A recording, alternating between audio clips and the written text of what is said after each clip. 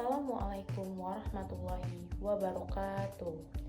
Halo semuanya, perkenalkan nama saya Elista Agustin dengan NIM 240511100091. Di sini saya akan ngejelasin administrasi dan supervisi pendidikan. Saya akan ngejelasin pertemuan pertama sampai pertemuan 13.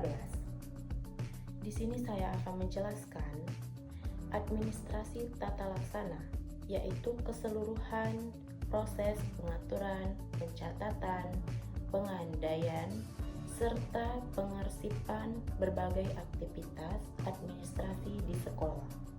Administrasi ini juga mencakup pengolahan surat menyurat, dokumentasi, data, laporan, dan informasi yang digunakan dalam pengambilan keputusan.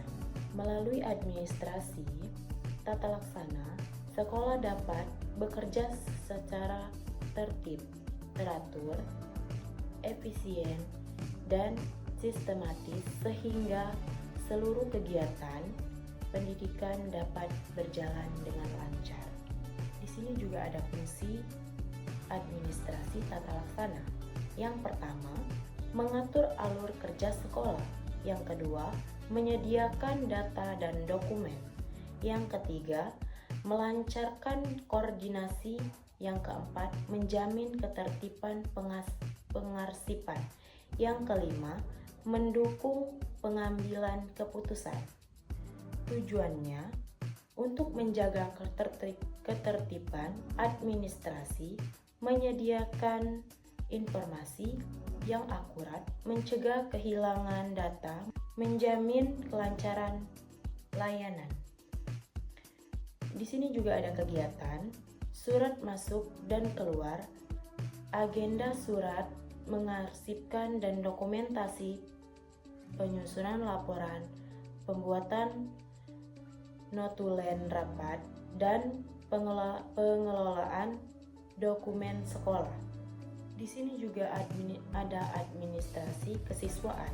Administrasi kesiswaan adalah proses mengatur dan mengelola seluruh kegiatan yang berhubungan dengan peserta didik sejak mereka mendaftar, mengikuti proses pembelajaran sehingga menyelesaikan pendidikan dan lulus. Di sini ada tujuan. Yang pertama, menjamin tertibnya data siswa. Yang kedua, memberikan pelayanan optimal. Yang ketiga, membantu pemantauan perkembangan siswa. Yang keempat, menunjang pembinaan disiplin.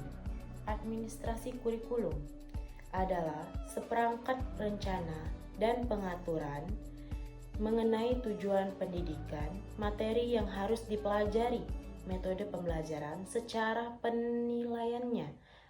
Administrasi kurikulum mengelola seluruh komponen agar pembelajaran dapat berlangsung dengan sistematis dan sesuai standar pendidikan. Di sini juga ada komponennya.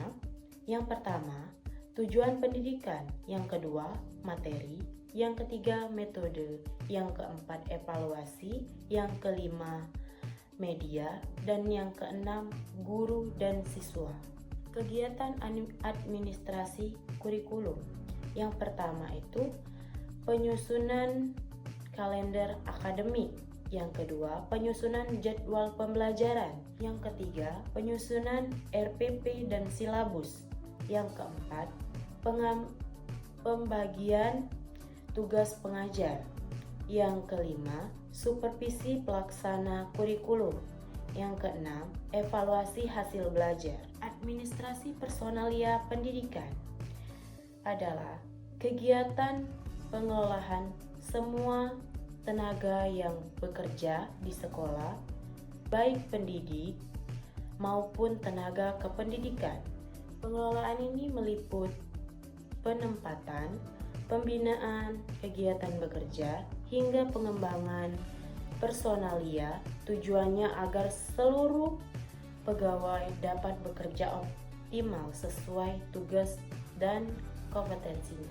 pendidik, yaitu guru yang berperan dalam merencanakan, melaksanakan, dan mengevaluasi pembelajaran. Tenaga kependidikan, yaitu pegawai selain guru, yang bisa disebut TU, laboran, perpustakaan, satpam, dan operator dapodik. Kegiatannya: rekrutmen pegawai, penempatan tugas, penilaian kinerja, pendataan pegawai, pengembangan profesi, kenaikan pangkat dan mutasi, dan pembinaan disiplin. Di sini juga ada administrasi sarana dan prasarana pendidikan, yaitu proses pengelolaan semua fasilitas pendidikan yang diperlukan dalam proses belajar mengajar. Sarana meliputi alat bantu pembelajaran seperti buku, perangkat IT, dan alat tulis. Sedangkan prasarana meliputi fasilitas fisik seperti ruangan kelas, laboratorium, perpustakaan, laboratorium pengolahan, dan bertujuan menjaga ketertiban dan kelayanan kebermanfaatan sarfas bagi warga sekolah. Administrasi sarana dan prasarana. Yang pertama, pengadaan. Yang kedua, pendataan. Yang ketiga, pemakaian. Yang keempat, pemeliharaan. Yang kelima, penghapusan. Di sini juga ada tujuan. Yang pertama itu menjamin ketersediaan alat belajar. Yang kedua, mengoptimalkan penggunaan. Yang ketiga, menjaga kondisi fisik sarana dan prasarana. Yang keempat, mendukung kenyamanan belajar. Di sini juga ada administrasi hubungan masyarakat atau bisa disebut dengan humas. Adalah proses membangun komunikasi dan kerjasama antar sekolah dengan masyarakat, orang tua, dunia usaha, dan pihak terkait lainnya.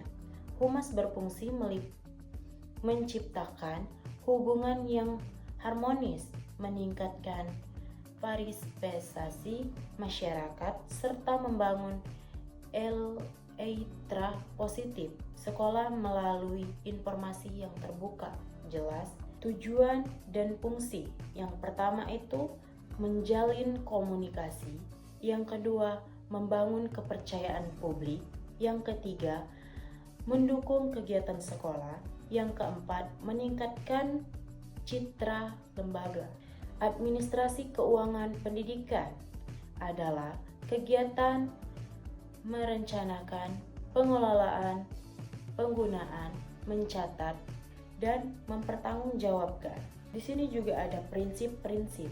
Yang pertama itu transparansi, yang kedua itu akuntabilitas, yang ketiga efisiensi, yang keempat efektivitas, yang kelima kepatuhan aturan. Di sini juga ada supervisi pendidikan, adalah proses pembinaan yang dilakukan secara terencana, terarah, dan berkelanjutan untuk meningkatkan kualitas pembelajaran di sekolah melalui supervisi, supervisor, pembelajaran, membantu guru memperbaiki cara mengajar, menggunakan media pembelajaran, serta meningkatkan kompetensi. Prinsipnya, yang pertama demokratis, yang kedua kooperatif, yang ketiga objektif, yang keempat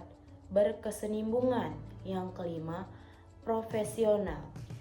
Instrumen supervisi adalah alat atau perangkat yang digunakan untuk mengumpulkan data secara objektif mengenai kinerja guru, proses pembelajaran, dan kelengkapan administrasi pembelajaran. Langkah-langkah penyusunan. Yang pertama, menentukan tujuan supervisi. Yang kedua, menentukan aspek penilaian. Di sini juga ada supervisor pendidikan, adalah individu yang memiliki tugas melakukan pembinaan, pemantauan, dan penilaian terhadap proses pendidikan di sekolah. Menjamin mutu pendidikan adalah suatu proses sistematis yang dilakukan sekolah untuk memastikan bahwa seluruh kegiatan dan layanan pendidikan memenuhi standar nasional pendidikan. Proses ini mencakup perencanaan mutu, pelaksanaan program, monitoring, evaluasi, dan perbaikan berkelanjutan. Di sini juga ada hubungan supervisi dan penjaminan mutu.